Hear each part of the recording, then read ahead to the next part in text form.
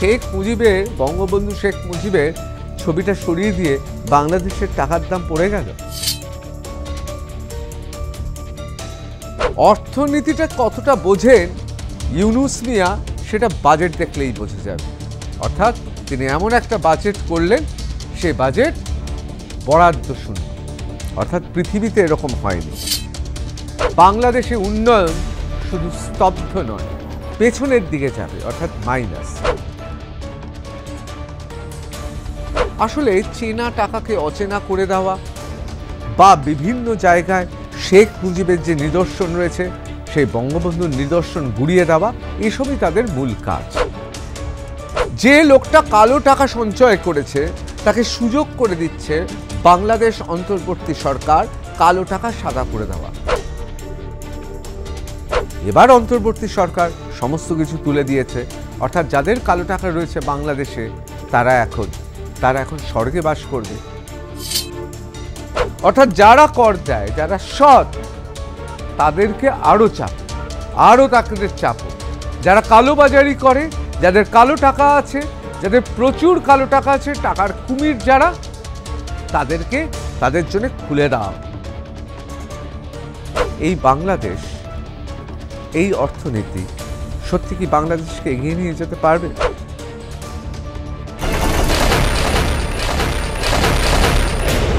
বাংলাদেশে অনেক মজার ঘটনা ঘটছে জানেন।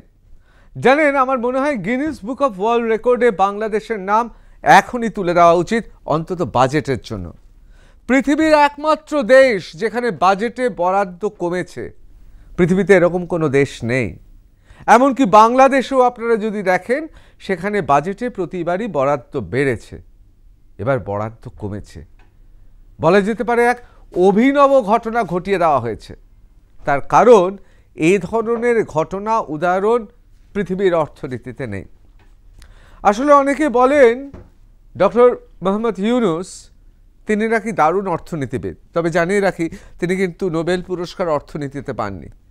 তাকে নোবেল পুরস্কার দেওয়া হয়েছিল তার কারণ তিনি ক্লিন্টন ফাউন্ডেশনের সঙ্গে জড়িয়ে রয়েছেন এবং সুপারিশ করা হয়েছিল যে গ্রামীণ ব্যাংক যে সমস্ত কাজকর্ম করেছে তারই ভিত্তিতে তাকে নোবেল পুরস্কার শান্তির জন্য দেওয়া হয়েছিল। কিসের শান্তি, কিসের পুরস্কার, এ নিয়ে অনেক প্রশ্ন আছে। আসলে নোবেল পুরস্কার নিয়েও বেশ কিছু নোবেল পুরস্কার নিয়েও প্রশ্ন আছে, আপনাদের আগেই বলেছি। যাই হোক, অর্থনীতিটা কতটা বোঝেন ইউনূস মিয়া সেটা বাজেট দেখলেই বোঝা যাবে। অর্থাৎ তিনি এমন একটা বাজেট করলেন, সে বাজেট বরাদ্দ শূন্য। অর্থাৎ পৃথিবীতে এরকম হয়নি। তার মানে কি? খুব সহজ ভাষায় বলি, তার মানে বাংলাদেশে উন্নয়ন শুধু স্তব্ধ নয়, পেছনের দিকে যাবে, অর্থাৎ মাইনাস। যাই হোক, আমি নিজের কথা বলবো না, বাংলাদেশের খবরের কাগজ, বাংলাদেশের অর্থনীতিবিদ তারা কি বলছেন সেটা তুলে ধরব। প্রথমেই বলি, বাংলাদেশের অর্থনীতিতে ধস নেমেছে। কেউ যদি বলেন প্রমাণ, হ্যাঁ আলবাত প্রমাণ আছে, সেই প্রমাণও আপনাদের দেখাবো, জলজ্যান্ত প্রমাণ। বাংলাদেশের অর্থনীতিতে ধস। আসলে চেনা টাকাকে অচেনা করে দেওয়া বা বিভিন্ন জায়গায় শেখ মুজিবের যে নিদর্শন রয়েছে সেই বঙ্গবন্ধুর নিদর্শন গুড়িয়ে দেওয়া, এসবই তাদের মূল কাজ। তাতে দেশের অর্থনীতি থাকলো কি থাকলো না, তাতে দেশের ব্যবসা বাণিজ্য পড়লো কি পড়লো না, এতে মাথা ব্যথা নেই। প্রথমেই চলে যায় দৈনিক ইত্তেফাক। আপনারা জানেন অত্যন্ত প্রতিষ্ঠিত বাংলাদেশের খবরের কাগজ দৈনিক ইত্তেফাক। দৈনিক ইত্তেফাক লিখছে 7,90,000 কোটি টাকার বাজেট দিচ্ছেন অর্থ উপদেষ্টা, অর্থাৎ ডক্টর সালেহউদ্দিন আহমেদ, অর্থ উপদেষ্টা বাংলাদেশ অন্তর্বর্তী সরকার। কি লিখছে? 2025-26 অর্থ বছরে প্রস্তাবিত বাজেটে ঘাটতির পরিমাণ দাঁড়াবে 2,26,000 কোটি টাকা, যা জিডিপির 3.6%। প্রস্তাবিত বাজেটে মোট ঘাটতির মধ্যে 1,25,000 টাকা আভ্যন্তরীণ উৎস এবং 1,01,000 কোটি টাকা বৈদেশিক উৎস থেকে সংগ্রহের প্রস্তাব করা হয়েছে। অবশ্যই তাই। আমরা জানি যে বাংলাদেশ মূলত চলে ঋণের ওপর এবং সেই ঋণ আসে বিদেশ থেকে, এবং খুব পরিষ্কার দৈনিক ইত্তেফাকে পরিষ্কার লিখছে 2025-26 অর্থ বছরের প্রস্তাবিত বাজেটের ঘাটতির পরিমাণ দাঁড়াবে 2,26,000 কোটি টাকা। সুতরাং বুঝতে পারছেন যে কথা আপনাদের প্রথমে বলেছিলাম, যে উন্নয়ন শুধু স্তব্ধ হবে না, পেছনের পথে হাঁটবে, অর্থাৎ আরও মাইনাসের দিকে যাচ্ছে। এবার চলে আসি বাংলাদেশের অত্যন্ত প্রতিষ্ঠিত প্রথম আলো দৈনিক পত্রিকা। তারা কি লিখছে? ফ্ল্যাট কিনলে বাড়ি বানালেই কালো টাকা মাফ, বাজেটে কালো টাকা সাদা করার সুযোগ। অনেকে বলবেন বাহ, এ তো দারুণ প্রস্তাব, তার মানে মার্কেটে যত কালো টাকা আছে সেই কালো টাকা সেগুলো ঢুকে যাবে, অর্থাৎ মূল স্রোতে কালো টাকা রূপান্তরিত হয়ে সাদা টাকা হয়ে যাবে। অর্থাৎ যে সমান্তরাল অর্থনীতি চলে বাংলাদেশে, সেই সমান্তরাল অর্থনীতি আস্তে আস্তে আস্তে ক্ষয়িষ্ণু হবে এবং বাংলাদেশের অর্থনীতি চাঙ্গা হবে, কিন্তু সেগুড়ে বালি। বরং বলা হচ্ছে ঠিক উল্টোটাই হবে। একটা সাংঘাতিক অশান্ত অর্থনৈতিক অশান্ত পরিবেশ সৃষ্টি হবে বাংলাদেশে। কেন বলছে?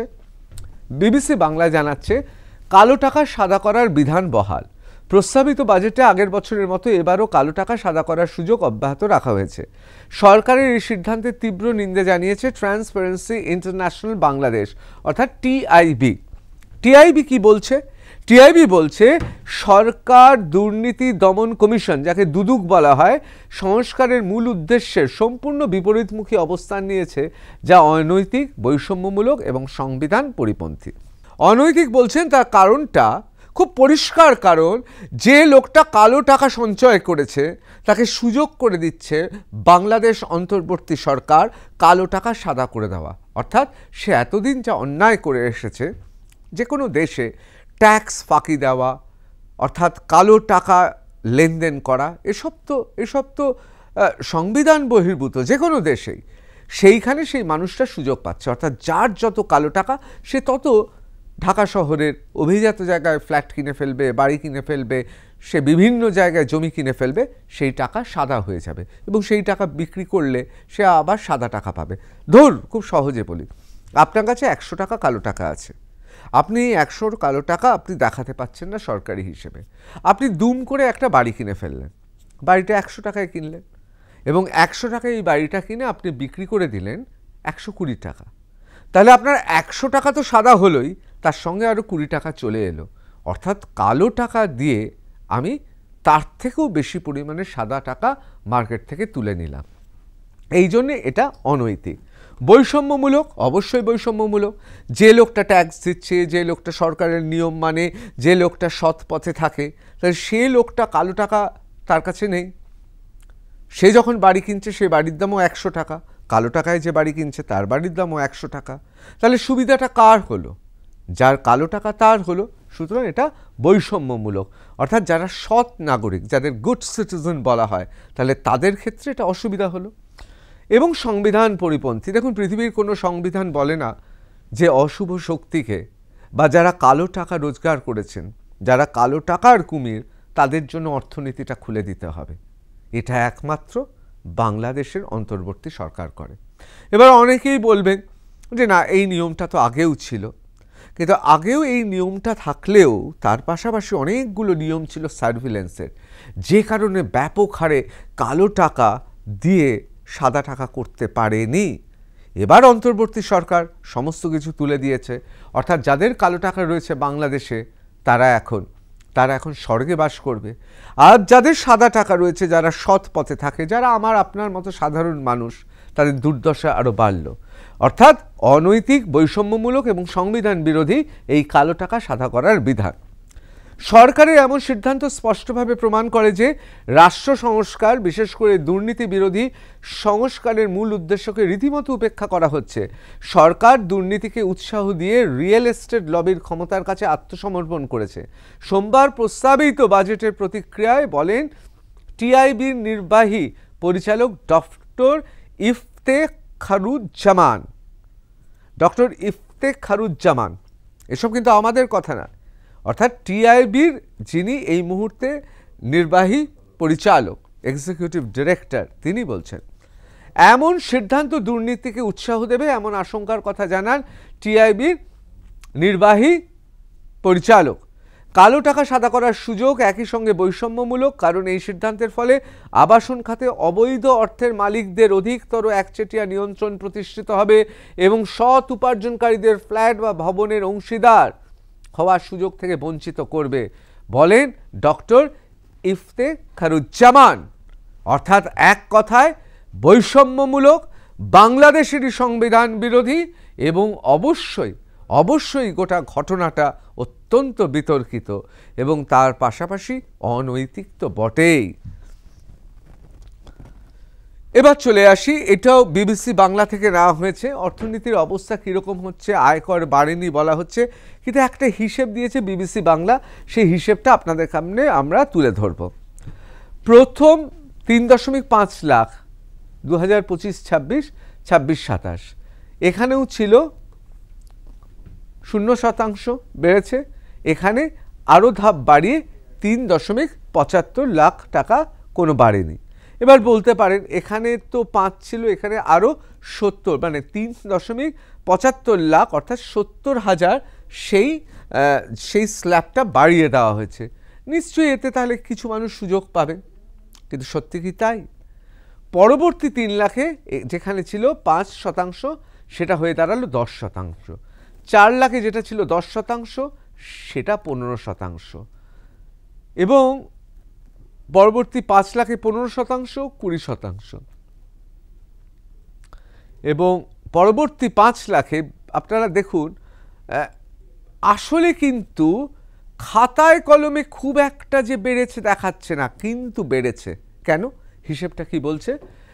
13.5 লাখ টাকার ওপরে পরবর্তী 5 লাখ টাকা আয়ের জন্য যেখানে 20% হারে কর দিতে হতো, সেখানে 10,75,000 টাকার ওপর পরবর্তী 5 লাখ টাকার আয়ের 20% হারে কর দিতে হবে।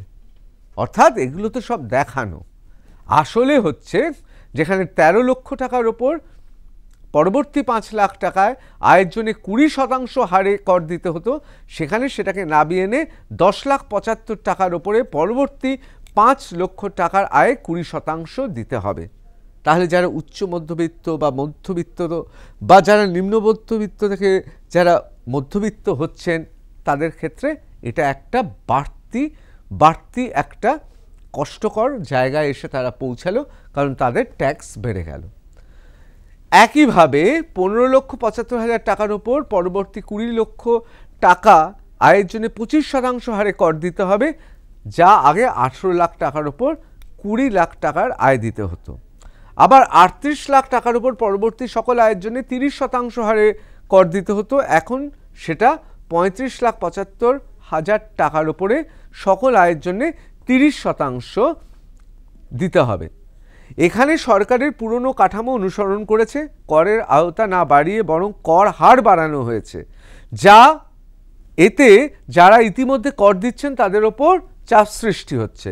বিবিসি বাংলাকে বলেন অর্থনীতিবিদ মি রাহান, এখানকার অর্থনীতিবিদ না, বাংলাদেশের বিশিষ্ট অর্থনীতিবিদ।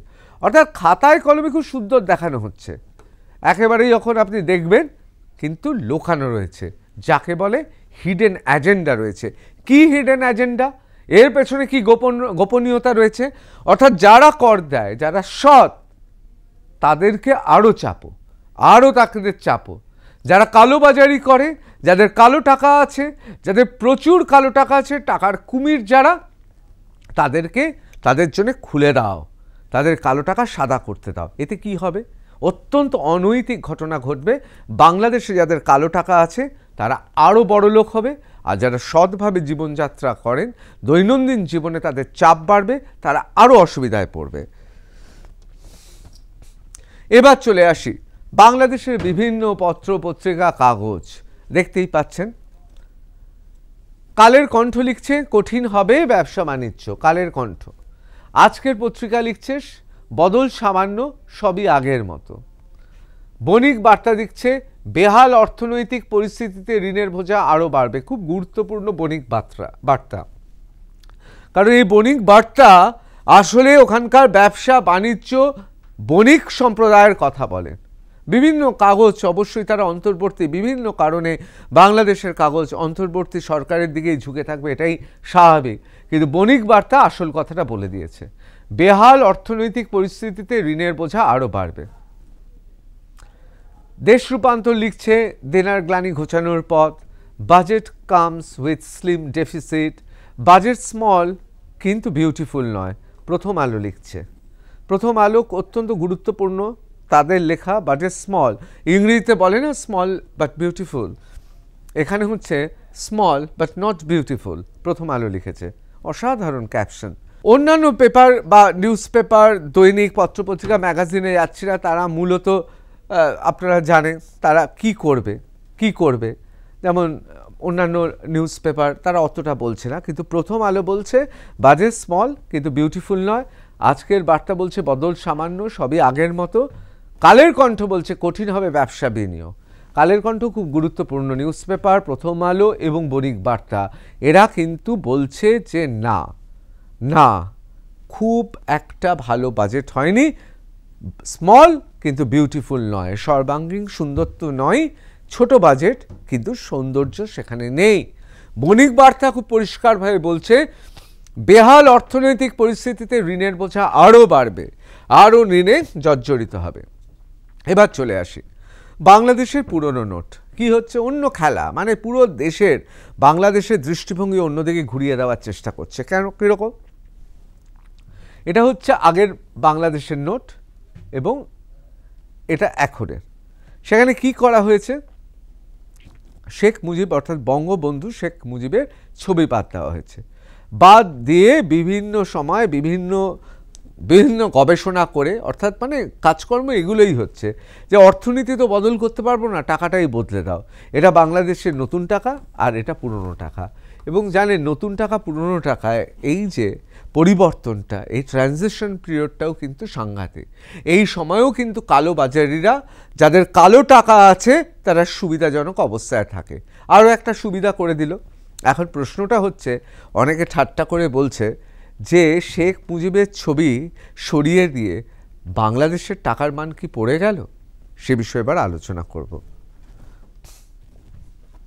দেখুন, আমরা জুন মাসের 3 তারিখ 2025-এ বাংলাদেশের 142.04 টাকায় এখন 100 টাকা। এখন এটা আমি বলছি হচ্ছে এই মুহূর্তের অবস্থা, কিন্তু আপনারা যদি গতকালও দেখতেন, পুরো বিষয়টা অন্যরকম ছিল। অর্থাৎ বাংলাদেশের টাকার মান পড়েছে, দাম পড়েছে উল্টো দিকে, অবশ্যই তুলনামূলকভাবে আমরা আমাদের জায়গায় আছি। অর্থাৎ কালকে যেটা 71 টাকায়, কালকে বাংলাদেশে 100 টাকা দিলে ভারতের 71 টাকা পেতেন। এখন এই হিসেবে আপনি বাংলাদেশে 100 টাকা দিলে ভারতে 65 টাকা পাওয়ার কথা, কিন্তু এটা হবে না।